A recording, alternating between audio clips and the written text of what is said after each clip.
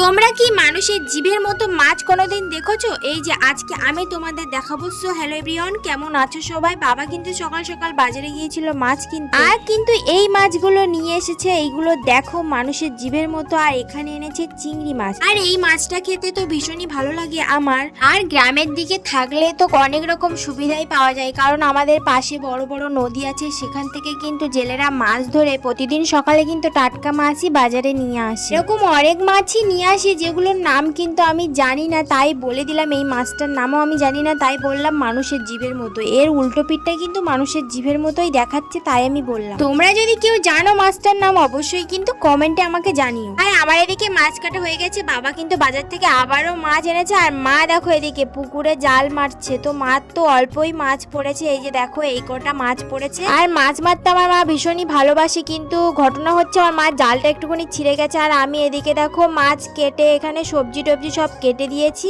আর এদিকে দেখো এখানে শাক আছে, আর প্রতিদিন কিন্তু আমাদের বাড়িতে একটা শাকের তরকারি হয়। আর মা বললো এখানে তোকে রাঁধতে হবে না, আজকে আমি রাঁধবো। তার জন্য দেখো আমি নাচ করছি। মেয়েদের একটাই জিনিস, যদি রাঁধতে না হয় তার মতো সুখ আর কোথাও নেই। তো আজকে আমার রাঁধতে হবে না। তো চলো টাটা, আজকে ভিডিও এই পর্যন্ত। ভিডিওটা ভালো লাগলে একটা লাইক করো।